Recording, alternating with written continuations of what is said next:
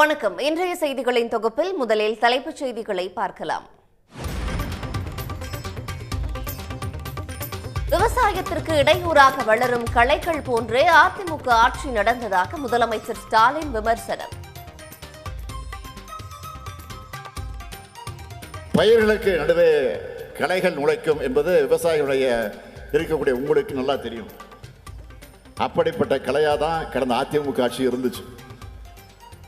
எல்லா வகையிலும் விவசாயிகளுக்கு துரோகம் செஞ்ச ஆட்சி அது.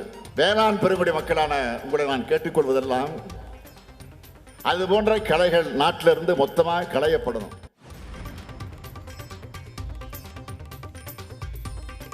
மேட்டூர் அணை திறப்பு உள்ளிட்ட நிகழ்ச்சிகளுக்காக சேலம் சென்ற முதல்வருக்கு உற்சாக வரவேற்பு.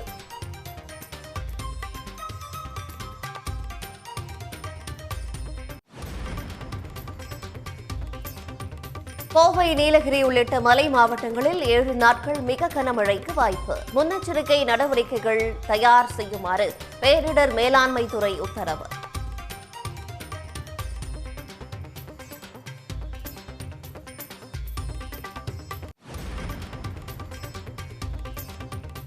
தட்கல் முறையில் ரயில் டிக்கெட் முன்பதிவு செய்ய ஜூலை 1 முதல் ஆதார் கட்டாயம். ஓடிபி மூலம் ஆதார் விவரங்களை சரிபார்க்கும் நடைமுறையும் அமலுக்கு வருகிறது.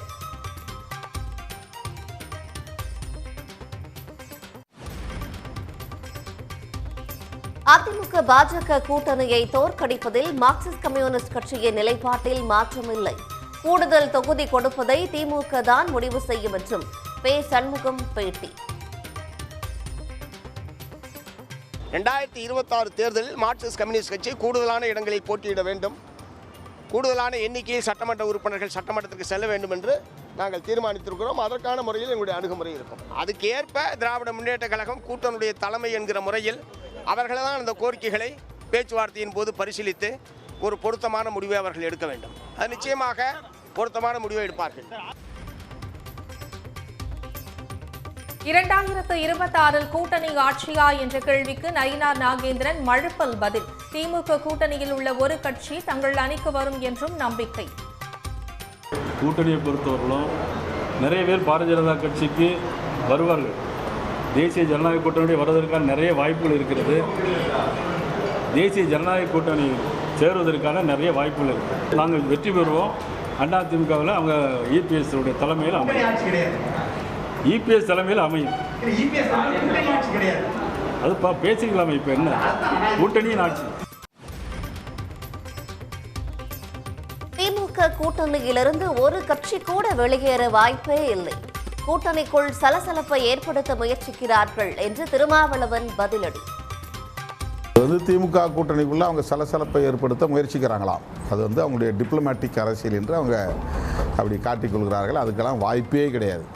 திமுக கூட்டணியிலிருந்து ஒரு கட்சி கூட வெளியேறுவதற்கு வாய்ப்பே இல்லை. பாமகவில் அடுத்தடுத்து நிர்வாகிகள் நியமனம் காரணமாக ராமதாஸ் அன்புமணி மோதல் முற்றுகிறது. தைலாபுரம் இல்லத்தில் நாளை முக்கிய அறிவிப்பை வெளியிடுகிறார் பாமக நிறுவனர் ராமதாஸ்.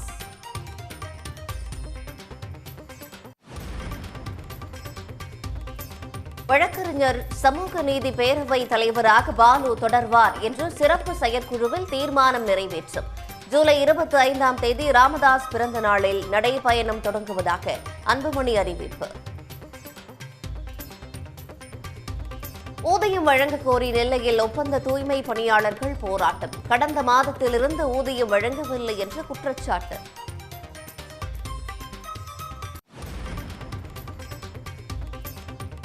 இடுக்கி கல்லார்குட்டி அணை முழு கொள்ளளவை எட்டியது. அணை நிரம்பியதை அடுத்து உபரி நீர் திறப்பு.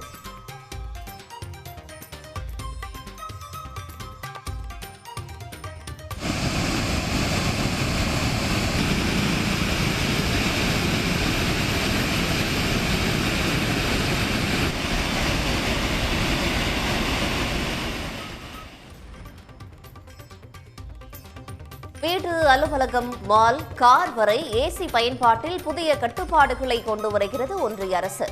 குறைந்தபட்ச வெப்பநிலை 20 டிகிரி செல்சியஸ் வரை மட்டுமே பயன்படுத்த வேண்டும் என்று அறிவுறுத்தல்.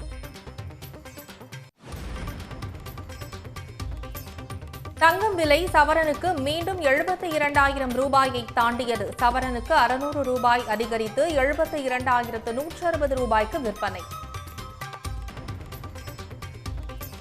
மேகாலயா தேனிலவு கொலையில் தினம் தினம் வெளியாகும் அதிர்ச்சி தகவல். கணவர் உயிர் போகும் வரை அருகில் நின்று பார்த்து மனைவி உறுதி செய்த தகவலால் அதிர்ச்சி.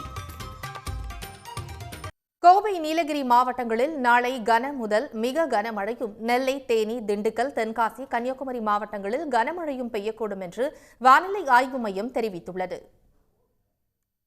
தமிழ்நாட்டில் கடந்த சில நாட்களாக மழை பெய்து வருகிறது. சிவகங்கை மாவட்டத்தில் காலையில் வெயில் சுட்டரித்த நிலையில் மாலையில் பலத்த காற்றுடன் கனமழை பெய்தது. திருப்பத்தூர் பேருந்து நிலையம் உட்பட நகரின் பல்வேறு இடங்களில் பெய்த கனமழையால் வெப்பத்தின் தாக்கம் குறைந்து குளுமையான சூழல் நிலவியது.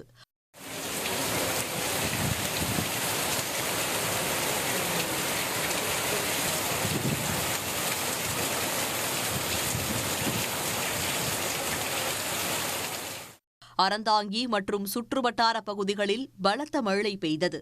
மணமேல்குடி, அம்மாபட்டினம், நாகுடி, ஆவுடையார் கோவில் உள்ளிட்ட பல்வேறு பகுதிகளில் பெய்த மழையால் இதமான சூழல் நிலவுவதால் மக்கள் மகிழ்ச்சியடைந்துள்ளனர்.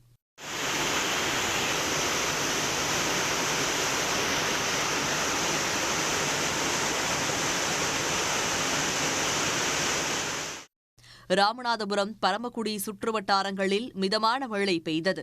இதனிடையே கோவை, நீலகிரி மாவட்டங்களில் நாளை கன முதல் மிக கனமழையும், நெல்லை, தேனி, திண்டுக்கல், தென்காசி, கன்னியாகுமரி மாவட்டங்களில் கனமழையும் பெய்யக்கூடும் என்று வானிலை ஆய்வு மையம் தெரிவித்துள்ளது.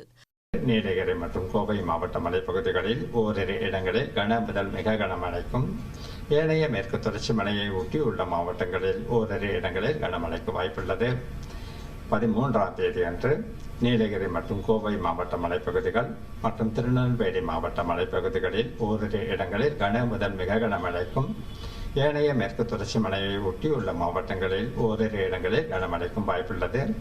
வரும் 14ஆம் தேதி நீலகிரி மாவட்டத்தில் அதி கனமழை பெய்யும் என்று அறிவிக்கப்பட்டு 14, 15 ஆகிய தேதிகளில் ரெட் அலர்ட் கொடுக்கப்பட்டுள்ளது. இதுபோல வரும் 15, 16, 17 ஆகிய தேதிகளிலும் மேற்கு தொடர்ச்சி மலையை ஒட்டிய மாவட்டங்களில் கன முதல் மிக கனமழை பெய்யக்கூடும் என்று வானிலை ஆய்வு மையம் எச்சரித்துள்ளது. கனமழை எச்சரிக்கை காரணமாக தேசிய பேரிடர் மீட்புப் படை மற்றும் மாநில பேரிடர் மீட்புப் படை கோவை, நீலகிரிக்கு விரைந்து முன்னெச்சரிக்கை நடவடிக்கைகளை மேற்கொண்டுள்ளது.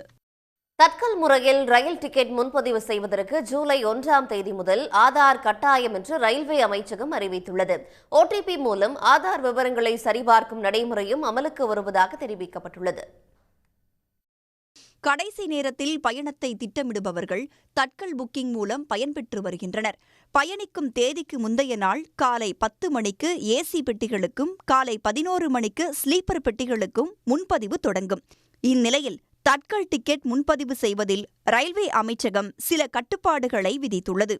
அதன்படி ஐஆர்சிடிசி கணக்குடன் ஆதாரை இணைத்திருந்தால் மட்டுமே ஜூலை 1ஆம் தேதி முதல் தட்கல் முறையில் டிக்கெட் முன்பதிவு செய்ய முடியும் என்று தெரிவிக்கப்பட்டுள்ளது. அதேபோல ஜூலை 15 முதல் ஆதார் அடிப்படையிலான ஓடிபி சரிபார்ப்பு அவசியம். அதாவது ஆதார் எண்ணுடன் இணைக்கப்பட்ட மொபைல் எண் அல்லது மின்னஞ்சல் முகவரிக்கு ஓடிபி அனுப்பப்படும். அதனை உள்ளிட்ட பின்னரே தட்கல் டிக்கெட் முன்பதிவு செய்ய முடியும். ரயில் நிலைய கவுண்டர்களில் மேற்கொள்ளப்படும் தட்கல் முன்பதிவுகளுக்கும் இந்திய ரயில்வேயால் அங்கீகரிக்கப்பட்ட டிக்கெட் முகவர்களுக்கும் ஓடிபி சரிபார்ப்பு கட்டாயம். முன்பதிவின் போது விண்ணப்பத்தில் எழுதி கொடுக்கப்படும் மொபைல் எண்ணுக்கு ஓடிபி அனுப்பப்படும். இந்த நடைமுறையும் ஜூலை 15ஆம் தேதி அமலுக்கு வருகிறது. இந்திய ரயில்வேயால் அங்கீகரிக்கப்பட்ட முகவர்கள் தட்கல் முன்பதிவு தொடங்கிய முதல் 30 நிமிடங்கள் டிக்கெட் புக் செய்ய தடை விதிக்கப்பட்டுள்ளது. அதாவது ஆன்லைனில் காலை 10 மணிக்கு ஏசி பெட்டிகளுக்கு தட்கல் முன்பதிவு தொடங்கும் நிலையில் அவர்களால் 10:30க்கு பிறகே முன்பதிவு செய்ய முடியும். அதேபோல ஸ்லீப்பர் பெட்டிகளுக்கு 11:30 மணிக்கு பிறகே முன்பதிவு செய்ய முடியும். தட்கல் சேவை மக்களுக்கு முழுமையாக சென்று சேர இந்த கட்டுப்பாடுகளை விதித்துள்ளதாக ரயில்வே அமைச்சகம் விளக்கமளித்துள்ளது. அதிமுக பாஜக கூட்டணியை தோற்கடிப்பதில் மார்க்சிஸ்ட் கம்யூனிஸ்ட் கட்சியின் நிலைப்பாட்டில் மாற்றம் இல்லை என்று அக்கட்சியின் மாநில செயலாளர் பே. சண்முகம் திட்டவட்டமாக தெரிவித்துள்ளார். மார்க்சிஸ்ட் கம்யூனிஸ்ட் கட்சி சார்பில் இன்று முதல் வருகின்ற 20ஆம் தேதி வரை தமிழ்நாடு முழுவதுமாக பிரச்சார இயக்கம் நடைபயணம் நடத்த திட்டமிட்டுள்ளனர். இதன் தொடக்க நிகழ்வாக சென்னை பாரிமுனை அருகில் அக்கட்சியின் மாநில செயலாளர் பே. சண்முகம் தலைமையில் வணிகர்கள் வியாபாரிகளிடம் துண்டு அறிக்கை கொடுத்து பரப்புரை தொடங்கினர். அதன்பின் செய்தியாளர்களை சந்தித்த அவர் மதுரையில் ஆன்மீக மாநாடு என்ற பெயரில் பாஜக அரசியல் மாநாடு நடத்துவதாக கூறினார். அம்மாநாட்டை நடத்துவது இந்து முன்னணி என்று அறிவித்திருந்தாலும் கடந்த அமித்ஷா அவர்கள் வந்ததிலிருந்து கடந்த ஒரு வார காலமாக நீங்கள் உள்ளூர் பிஜேபி தலைவரிலிருந்து அகில இந்திய பிஜேபி தலைவர் வரை அந்த மாநாட்டை பற்றித்தான் அவர்கள் பேசிக் கொண்டிருக்கிறார்கள். இதற்காக மாநிலம் முழுவதிலுமிருந்து பல லட்சம் பேரை திரட்டுவது என்கிற முறையில் அவர்கள் அறிவித்துக் கொண்டிருக்கிறார்கள். ஆகவேதான் அது ஆன்மீக மாநாடு அல்ல, ஆன்மீக போர்வையில் நடைபெறுகிற பிஜேபியினுடைய அரசியல் மாநாடு என்பதை நாங்கள் சுட்டிக்காட்ட விரும்புகிறோம். 22ஆம் தேதி முருக பக்தர்கள் மாநாட்டை பயன்படுத்தி ஒரு பெரிய கலவரத்தை தமிழகத்தில் உருவாக்குவதற்கு திட்டமிட்டிருக்கிறார்கள் என்கிற பெருத்த சந்தேகம் எங்களுக்கு இருக்கிறது. ஆகவே தமிழ்நாடு அரசாங்கம் மிகுந்த எச்சரிக்கையாக இந்த பிரச்சனையை அணுக வேண்டும். தொடர்ந்து பேசிய அவர் அதிமுக பாஜக கூட்டணியை தோற்கடிப்பதில் மார்க்சிஸ்ட் கம்யூனிஸ்ட் கட்சியின் நிலைப்பாட்டில் மாற்றம் இல்லை என்று கூறினார்.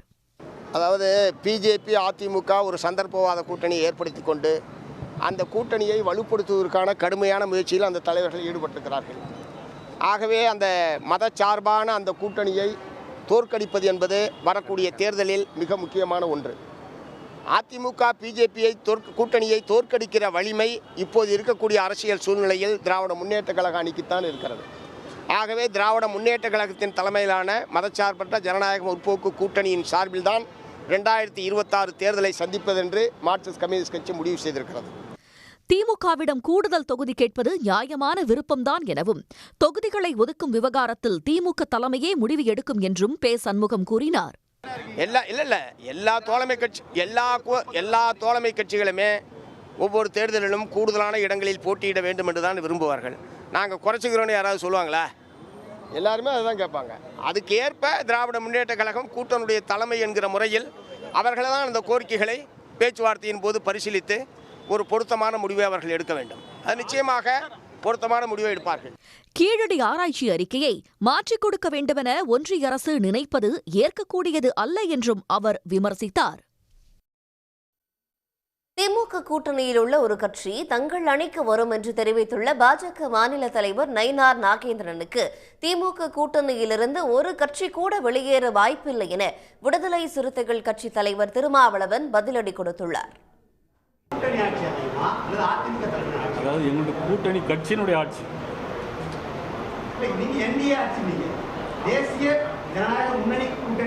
கட்சியெல்லாம் சேர்ந்து நாங்கள் வெற்றி பெறுவோம். அதிமுகவில் அவங்க இபிஎஸ் உடைய தலைமையில் இபிஎஸ் தலைமையில் அமையும். அதுப்பா பேசிக்கலாமே. இப்போ என்ன கூட்டணியின் ஆட்சி, கூட்டணி கட்சியினுடைய ஆட்சி.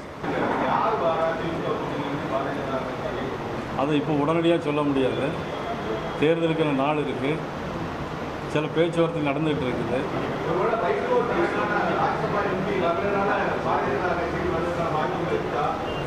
கூட்டணியை பொறுத்தவரையிலும் நிறைய பேர் பாரதிய ஜனதா கட்சிக்கு வருவார்கள். தேசிய ஜனநாயக கூட்டணி வருவதற்கான நிறைய வாய்ப்புகள் இருக்கிறது. தேசிய ஜனநாயக கூட்டணி சேருவதற்கான நிறைய வாய்ப்புகள் இருக்குது. அதான் அதை பற்றி நான் இப்போ உங்களுக்கு சொல்ல முடியாது.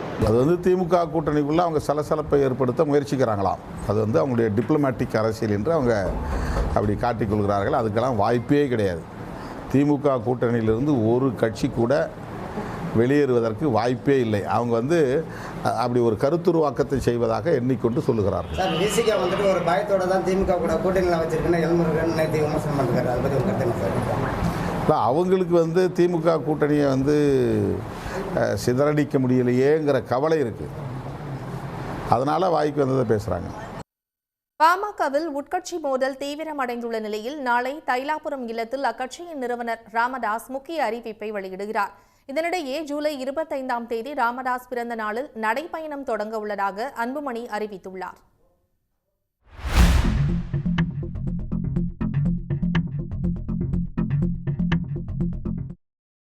பாமகவில் அன்புமணி ஆதரவாளர்கள் நீக்கப்பட்டு தற்போது வரை 54 மாவட்ட செயலாளர்கள் 32 மாவட்ட தலைவர்கள் மாற்றம் செய்யப்பட்டுள்ளனர்.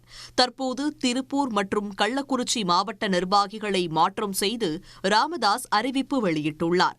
இதனால் ராமதாசுக்கும் அன்புமணிக்கும் இடையேயான மோதல் நாளுக்கு நாள் முற்றுகிறது. இந்நிலையில் தைலாபுரத்தில் ராமதாஸை சந்தித்த வன்னியர் சங்கத் தலைவர் அருள்மொழி பாமகவில் விரைவில் நல்ல செய்தி வரும் என தெரிவித்தார். நல்ல செய்தியாக தரேன்னு அவர் சொல்லிட்டாரு. நல்ல செய்தியாக இருக்கும். இப்போ நாங்கள் வர்றது வன்னியர் சங்க பொறுப்புக்காக. நாங்கள் கட்சி பொறுப்புகளை பற்றியே பேச மாட்டோம். ஒன்றும் மாற்றி அமைக்க முடியாது. நான் தான் தலைவர், ஐயா தான் நிறுவனர். பாமக நிறுவனர் ராமதாஸின் நியமனம் மட்டுமே கட்சியில் செல்லும் என்று தெரிவித்துள்ள புதிய பொருளாளர் சையத் மன்சூர் உசேன், பொறுப்பிலிருந்து நீக்கப்பட்ட திலகபாமாவை பொருளாளர் என்று குறிப்பிட்டால் சட்டப்படி நடவடிக்கை எடுக்கப்படும் என்றார். ஐயாவுக்கு தான் இந்த கட்சியில் அதிகாரம், ஐயாவுக்கு தான் அனைத்தும் என்பது எல்லாருக்குமே தெரியும். அவங்க போட்டிருக்காங்க. அவர் மீது ஐயா எப்படி சட்டப்படி நடவடிக்கை எடுப்பாருங்க எதிர்காலத்தில். ஆனால் ஐயா யாரை நியமிக்கிறாங்களோ, யாரை நியமித்தாலும் சரி, அவர் தான் பொறுப்பாளர். அதில் எந்த மாற்று கருத்தும் இல்லை. பசுமை தாயகம் அமைப்பின் மாநில இணைச் செயலாளரும் பாமக செயற்குழு உறுப்பினருமான சத்திரியசேகர் ராமதாஸின் தலைமையிலிருந்து விலகி அன்புமணி தலைமையின் கீழ் செயல்படுவதாக கடிதம் வெளியிட்டுள்ளார். ராமதாஸ் நீக்கும் முன்பாக தாமே விலகிக் கொள்வதாகவும் கடிதத்தில் குறிப்பிட்டுள்ளார். இந்நிலையில் நாளை காலை தைலாபுரம் இல்லத்தில் பாமக நிறுவனர் ராமதாஸ் செய்தியாளர்களை சந்திக்கிறார். அப்போது முக்கிய அறிவிப்பு வெளியாகும் என்று எதிர்பார்க்கப்படுகிறது. இதற்கிடையே ஜூலை 25ஆம் தேதி ராமதாஸ் பிறந்த நாளில் நடைபயணம் தொடங்க உள்ளதாகவும் அன்புமணி அறிவித்துள்ளார்.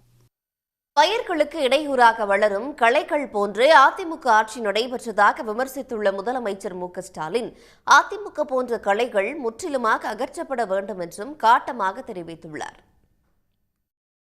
ஈரோடு மற்றும் சேலம் மாவட்டங்களுக்கு 2 நாள் பயணமாக சென்றுள்ள முதலமைச்சர் மு.க.ஸ்டாலினுக்கு சாலையின் இருபுறமும் திரண்ட பொதுமக்கள் உற்சாக வரவேற்பளித்தனர். தொடர்ந்து பெருந்துறை அருகே வேளாண் துறை சார்பில் ஏற்பாடு செய்யப்பட்ட வேளாண் கண்காட்சியை தொடங்கி வைத்து அவர் பார்வையிட்டார். 15 கோடியே 70 லட்சம் ரூபாய் மதிப்பீட்டில் முடிவுற்ற 16 திட்டப்பணிகளை திறந்து வைத்த முதலமைச்சர் 159 கோடியே 53 லட்சம் ரூபாய் மதிப்பிலான 11 புதிய திட்டப்பணிகளுக்கு அடிக்கல் நாட்டினார். பின்னர் நடைபெற்ற கருத்தரங்கை தொடங்கி வைத்து உரையாற்றினார். அப்போது உழவர்கள் நலனுக்காக திமுக ஆட்சியில் மேற்கொள்ளப்பட்ட பணிகளை அவர் பட்டியலிட்டார். பயிர்களுக்கு இடையூறாக வளரும் களைகளைப் போல அதிமுக ஆட்சி நடைபெற்றதாக விமர்சித்த முதலமைச்சர், எல்லா வகைகளிலும் விவசாயிகளுக்கு அதிமுக ஆட்சியில் துரோகம் இழைக்கப்பட்டதாகவும் குற்றம் சாட்டினார். அதிமுக போன்ற களைகள் முற்றிலுமாக அகற்றப்பட வேண்டும் என்றார் அவர். பலமான நிலங்களையும் பயிர்களுக்கு நடுவே களைகள் நுழைக்கும் என்பது விவசாயிகளுடைய இருக்கக்கூடிய உங்களுக்கு நல்லா தெரியும். அப்படிப்பட்ட கலையாதான் கடந்த அதிமுக ஆட்சி இருந்துச்சு. எல்லா வகையிலும் விவசாயிகளுக்கு துரோகம் செஞ்ச ஆட்சி அது. ஒவ்வொரு விஷயத்துக்கும் நீங்க எப்படியெல்லாம் போராடுறீங்கன்னு கொஞ்சம் நினைச்சு பாருங்க. இன்னைக்கு அந்த நிலைமை மாறி இருக்கு. கடந்த ஆட்சியில் விவசாயிகளுடைய தற்கொலை அதிகமாச்சு. உழவர்களுடைய உரிமையை பறிக்க முயன்ற 3 வேளாண் சட்டங்களை எதிர்த்து டெல்லியில் வெயிலையும் மழையிலையும் விவசாயிகள் போராடி அடக்குமுறையை எதிர்கொண்டப்போ கூச்சமே இல்லாமல் அந்த சட்டங்களை ஆதரித்து பேசி பச்சை துரோகம் செஞ்சவங்க தான் அவங்க. அதனால தான் நீங்கள் தோக்கடிச்சிங்க. வேளாண் பெருங்குடி மக்களான உங்களை நான் கேட்டுக்கொள்வதெல்லாம் அது போன்ற களைகள் நாட்டிலிருந்து மொத்தமாக களையப்படணும். இந்த விழாவில் அமைச்சர்கள் எம்.ஆர்.கே. பன்னீர்செல்வம், ஏவவேலு, சு. முத்துசாமி, மு.பே. சாமிநாதன், கயல்விழி செல்வராஜ் மற்றும் நாடாளுமன்ற சட்டமன்ற உறுப்பினர்கள் கலந்து கொண்டனர். தவிக தலைவர் விஜய் தமிழ்நாட்டு மக்களின் நம்பிக்கையை இழந்துவிட்டதாக மனிதநேய மக்கள் கட்சி தலைவர் ஜவாஹிருல்லா விமர்சித்துள்ளார். மதுரையில் செய்தியாளர்களிடம் பேசிய அவர், ஒன்றிய அரசின் ஊழியராக இருந்து தனது வீட்டில் சோதனை நடத்தியவரையே கட்சியின் கொள்கை பரப்பு செயலாளராக விஜய் நியமித்துள்ளதாக சுட்டிக்காட்டினார். தவிகவை பொறுத்த வரைக்கும் அவர்கள் இப்போதுதான் கட்சியை ஆரம்பிச்சிருக்காங்க. அவங்க கொள்கையில் இப்போ என்ன வேணாலும் சொல்லுவாங்க. ஆனால் காலப்போக்கில் தான் அவங்களை பற்றியான முடிவு வர வேண்டும். இப்போ இது போன்ற புதியதாக வரக்கூடியவர்கள் மறைமுகமான ஒரு அஜெண்டாவோடு அவர்கள் வருகிறார்களா அப்படிங்கிற ஒரு நிலைப்பாட்டை கொண்டு வரக்கூடிய செயலில் இருக்கோம். யார் அவருடைய வீட்டில் சோதனை நடத்தினார்களோ, ஒன்றிய அரசின் ஊழியராக இருந்து யார் சோதனை நடத்தினாரோ அவரே கட்சியினுடைய கொள்கை பரப்பு செயலாளராக அறிவிக்கும் போது விஜய் தமிழக மக்களுடைய நம்பிக்கையை இழந்து விட்டார். அவர் எடுப்பார் கைப்பிள்ளைங்கிறது இதில் தெளிவாக தெரிகிறது. அதிமுக கூட்டணியில் தேமுதிக தொடர்வதாக எடப்பாடி பழனிசாமி கூறியிருந்த நிலையில் அதிமுக கூட்டணியில் தேமுதிக இடம்பெறுமா என்பதை உறுதியாக கூற முடியாது என பிரேமலதா விளக்கம் அளித்துள்ளார். தனித்து போட்டியிட தேமுதிகவுக்கு அச்சம் இல்லை என்றும் அது பற்றி காலம்தான் தீர்மானிக்கும் என்றும் பிரேமலதா கூறியுள்ளார். சென்னை கோயம்பேட்டில் உள்ள தேமுதிக தலைமை அலுவலகத்தில் மாவட்ட செயலாளர்கள் தொகுதி பொறுப்பாளர்களின் கூட்டம் நடைபெற்றது. இதில் கட்சியின் பொதுச் செயலாளர் பிரேமலதா விஜயகாந்த், அவைத் தலைவர் இளங்கோவன், பொருளாளர் எல்.கே. சுதீஷ் உள்ளிட்ட நிர்வாகிகள் கலந்து கொண்டனர். இக்கூட்டத்தில் 2026 சட்டமன்ற தேர்தல் பணிகள் குறித்து மண்டல வாரியாக ஆலோசிக்கப்பட்டது. கூட்டத்துக்கு பிறகு செய்தியாளர்கள் மத்தியில் பேசிய பிரேமலதா, தனித்து போட்டியிட தேமுதிகவுக்கு அச்சமில்லை என்றும் அது பற்றி காலம்தான் தீர்மானிக்கும் என்று குறிப்பிட்டார். நிச்சயமாக தனித்து போட்டியா அப்படின்றதற்கான கேள்விக்கு காலம்தான் பதில் சொல்லும். எனவே நிச்சயமாக அதற்கான சந்தர்ப்பம் வந்தால் அதுக்கு ஒன்றும் நாங்கள் பயப்படக்கூடியவர்களோ சளைக்கக்கூடியவர்களோ கிடையாது. தேசிய முற்போக்கு திராவிட கழகம் ஏன்னா எத்தனையோ தேர்தல்களை, எத்தனையோ இடைத்தேர்தல்களை தனியாகவே களம் கண்டவர்கள். அதனால் நாங்கள் எல்லாத்துக்கும் தான் ரெடியாக இருக்கோம், அதில் மாற்றுக்கருத்து கிடையாது. அதிமுக கூட்டணியில் தேமுதிக இடம்பெறுமா என்பதை தற்போது கூற முடியாது என்றும் பிரேமலதா விளக்கமளித்தார். 2024 மாநிலங்களவை சீட் தருவதாக அதிமுக பொதுச் செயலாளர் எடப்பாடி பழனிசாமி எழுதி கையெழுத்து போட்டு கொடுத்துள்ளதாக தெரிவித்த பிரேமலதா, அந்த கடிதத்தை நாகரிகம் கருதி வெளியிடாமல் இருப்பதாக குறிப்பிட்டார். அவர்தான் எழுதி கையெழுத்து போட்டு கொடுத்தாரு. நீங்கள் அதே திருப்பி கேட்கறதுனால மேபி நாங்கள் காமிக்க வேண்டி வருமோன்னு கூட நான் யோசிக்கிறேன். நாங்கள் ஏன் இது வரைக்கும் அதை காமிக்கலைன்னா நாகரிகம் கருதி, அரசியல் மாண்பு மரியாதையை கருதி இன்னைக்கு வரைக்கும் நாங்கள் அந்த ஷீட்டை உங்கள்கிட்ட காமிக்கல. ஏன்னா நாங்கள் மிகப்பெரிய அளவில் அரசியலில் நாகரிகத்தையும் கடைபிடிக்கணும். ஏன்னா எங்கள் கேப்டன் எங்களை அப்படி தான் வழி நடத்தி கொண்டு வந்திருக்கார். இந்தியா கூட்டணிக்கு வருமாறு அழைப்பு விடுத்த தமிழ்நாடு காங்கிரஸ் தலைவர் செல்வ பெருந்தகைக்கு நன்றி கூறிய பிரேமலதா, அது பற்றி கூட்டணிக்கு தலைமை வகிக்கும் திமுக தலைவர்தான் முடிவு செய்ய வேண்டும் என்றார். நாடு முழுவதும் மின்சார பயன்பாட்டை குறைக்கும் வகையில் வீடு மற்றும் வணிக தளங்களில் பயன்படுத்தப்படும் ஏசிகளுக்கான புதிய வெப்பநிலை கட்டுப்பாடு விதிக்கப்பட்டுள்ளது. இதற்காக குறைந்தபட்ச வெப்பநிலையை 20 டிகிரி செல்சியஸாக கொண்டே குளிர்சாதனங்கள் தயாரிக்க வேண்டும் என ஒன்றிய அரசு அறிவுறுத்தியுள்ளது. கோடை வெயில் ஒவ்வொரு ஆண்டும் அதிகரித்து வருவதால் நகர்ப்புறங்களில் வசிக்கும் மக்களுக்கு ஏசி என்பது முக்கிய தேவையாகிவிட்டது. இந்தியா முழுவதும் சுமார் 10 கோடி ஏசிக்கள் பயன்பாட்டில் உள்ள நிலையில் ஆண்டுதோறும் 15 லட்சம் புதிய ஏசிக்கள் பயன்பாட்டிற்கு வருவதாக ஆய்வுகள் தெரிவிக்கின்றன. இதனால் கோடை காலத்தில் நாட்டின் மின் தேவை பன்மடங்கு அதிகரிக்கிறது. கடந்த ஆண்டு கோடையில் 250 ஜிகாவாட் மின்சாரம் பயன்படுத்தப்பட்ட நிலையில் நடப்பாண்டில் 270 ஜிகாவாட்டாக அதிகரிக்கும் என எதிர்பார்க்கப்படுகிறது. இதில் 20% மின்சாரம் ஏசிகளுக்கு மட்டுமே செலவிடப்படுகிறது. தற்போது பயன்பாட்டில் உள்ள ஏசிகளில் குறைந்தபட்சமாக 16 டிகிரி செல்சியஸும் அதிகபட்சமாக 30 டிகிரி செல்சியஸும் வெப்பநிலையாக உள்ளது. குளிர்ச்சியை அதிகரிப்பதற்காக ஏசியின் வெப்ப அளவை மக்கள் வெகுவாக குறைத்து வைப்பதால் மின்சார பயன்பாடு அதிகரிப்பதாக தெரிவித்துள்ள ஒன்றிய மின்துறை அமைச்சர் மனோகர்லால் கட்டார், மின்சாரத்தை சேமிக்கும் வகையில் புதிய கட்டுப்பாடுகள் அறிமுகப்படுத்தப்படுவதாக கூறியுள்ளார். அதன்படி இனிமேல் 20 டிகிரி செல்சியஸ் முதல் 28 டிகிரி செல்சியஸ் வரையிலான வெப்பநிலையில் இயங்கும் வகையில் மட்டுமே ஏசியை தயாரிக்க வேண்டும் என தயாரிப்பு நிறுவனங்களுக்கு அறிவுறுத்தப்பட்டுள்ளது. ஏசி வெப்பநிலையில் 1 டிகிரி செல்சியஸ் அதிகரிக்கும் போது 6% மின்சாரம் மிச்சமாகும் என்றும் அடுத்த 3 ஆண்டுகளில் 18,000 கோடி முதல் 20,000 கோடி வரையிலான மின்சாரம் சேமிக்கப்படும் என்றும் கட்டார் கூறியுள்ளார். சர்வதேச விண்வெளி மையத்திற்கு இந்திய வீரர் சுபான்ஷு சுக்லா உள்ளிட்ட 4 பேரை அனுப்பும் திட்டம் 4வது முறையாக ஒத்திவைக்கப்பட்டுள்ளது. அமெரிக்காவின் நாசா மற்றும் இந்தியாவின் இஸ்ரோ நிறுவனங்கள் இணைந்து ஆக்சியம் ஸ்பேஸ் ஆக்ஸ்4 என்ற திட்டத்தின் கீழ் சர்வதேச விண்வெளி நிலையத்துக்கு வீரர்களை அனுப்ப முடிவு செய்துள்ளன. இதில் இந்திய வீரர் சுபான்ஷு சுக்லா மற்றும் அமெரிக்கா, ஹங்கேரி, போலந்து நாடுகளைச் சேர்ந்த 4 பேர் செல்ல உள்ளனர். இந்த குழுவினர் சர்வதேச விண்வெளி மையத்தில் 14 நாட்கள் தங்கி இருந்து ஆய்வு மேற்கொள்ள திட்டமிட்டுள்ளனர். புளோரிடாவில் உள்ள நாசாவின் கென்னடி விண்வெளி மையத்தில் இருந்து ஸ்பேஸ் எக்ஸ் நிறுவனத்தின் ஃபால்கன் 9 ராக்கெட் வாயிலாக கடந்த மாதம் 29ஆம் தேதி புறப்படுவதாக இருந்தது. ஆனால் மோசமான வானிலை, தொழில்நுட்ப கோளாறு உள்ளிட்ட காரணங்களால் அந்த பயணம் ஒத்திவைக்கப்பட்டது. இதுபோல கடந்த 7, 10ஆம் தேதிகளில் வீரர்களை அனுப்பும் முயற்சியும் தள்ளி வைக்கப்பட்டது. இந்நிலையில் சர்வதேச விண்வெளி மையத்திற்கு இன்று மாலை 5:30 மணிக்கு வீரர்களை அனுப்பும் திட்டமும் தேதி குறிப்பிடாமல் ஒத்திவைக்கப்பட்டுள்ளது. இதுகுறித்து ஸ்பேஸ் எக்ஸ் மற்றும் இஸ்ரோ வெளியிட்ட எக்ஸ் பதிவில் ஃபால்கன் 9 ராக்கெட்டில் ஏற்பட்ட திரவ ஆக்சிஜன் கசிவு காரணமாக இந்த பயணம் ஒத்திவைக்கப்படுவதாகவும் மறு தேதி பின்னர் அறிவிக்கப்படும் என்றும் கூறப்பட்டுள்ளது. 1984ஆம் ஆண்டு ரஷ்யாவின் சோயூஸ் திட்டத்தின் கீழ் இந்திய வீரர் ராகேஷ் சர்மா விண்வெளிக்கு பயணம் மேற்கொண்ட நிலையில் 41 ஆண்டுகளுக்கு பிறகு சர்வதேச விண்வெளி நிலையத்திற்கு செல்லவிருக்கும் 2வது இந்திய வீரராக சுபான்ஷு சுக்லா உள்ளார். ஆனால் அடுத்தடுத்து 4வது முறையாக விண்வெளி பயணம் ஒத்திவைக்கப்பட்டதால் இஸ்ரோ விஞ்ஞானிகள் கவலையடைந்துள்ளனர். அமெரிக்க அதிபர் ட்ரம்ப் குறித்து கடந்த சில நாட்களுக்கு முன்பு எக்ஸ் வலைதளத்தில் தமது கருத்துக்களை தெரிவித்ததாக தொழிலதிபர் எலான் மஸ்க் வருத்தம் தெரிவித்துள்ளார்.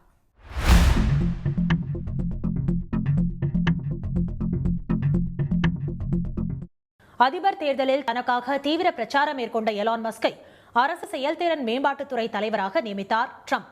இருவரும் நெருங்கிய நண்பர்களாக இருந்த நிலையில் கடந்த மே மாதம் அந்த பதவியில் இருந்து விலகிய எலான் மஸ்க் ட்ரம்ப் அரசின் வரி மற்றும் செலவுகள் மசோதா மிகவும் அருவருப்பானது என கடுமையாக விமர்சித்தார்.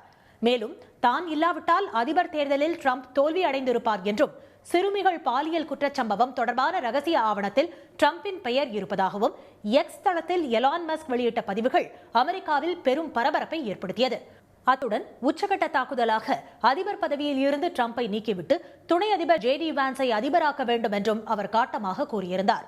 இதையடுத்து அவருக்கு மூளை குழம்பிவிட்டதாக விமர்சித்த அதிபர் ட்ரம்ப் டெஸ்லா குழுமத்திற்கான அரசின் மானியங்களை நிறுத்தப் போவதாக அதிரடி அறிவிப்பை வெளியிட்டார்.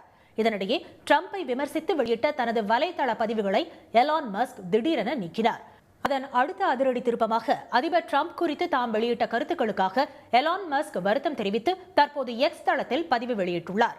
ட்ரம்ப் குறித்து தான் அளவுக்கு மீறி விமர்சித்து விட்டதாகவும் அவை மோசமான கருத்துக்கள் என்றும் அதற்காக மனம் வருந்துவதாகவும் எலான் மஸ்க் கூறியுள்ளார். அமெரிக்காவில் எலான் மஸ்க் நடத்தி வரும் டெஸ்லா, எக்ஸ் வலைதளம், ஸ்பேஸ் எக்ஸ் உள்ளிட்ட பல்வேறு நிறுவனங்கள் பங்குச்சந்தையில் கடும் வீழ்ச்சியை சந்தித்ததால் அவருக்கு ஏற்கனவே பல லட்சம் கோடி ரூபாய் இழப்பு ஏற்பட்டுள்ளது. இந்நிலையில் அதிபர் ட்ரம்ப் அறிவித்தபடி டெஸ்லா மின்சார கார் தயாரிப்புக்கான அரசின் மானியம் நிறுத்தப்பட்டால் மேலும் பல லட்சம் கோடி ரூபாய் இழப்பை சந்திக்க நேரிடும் என்ற சூழலில் தற்போது எலான் மஸ்க் மன்னிப்பு கேட்டுள்ளதாக கருதப்படுகிறது. உடனுக்குடன் செய்திகளை தெரிந்து கொள்ள சன் நியூஸ் பெல் ஐகானை கிளிக் பண்ணுங்க.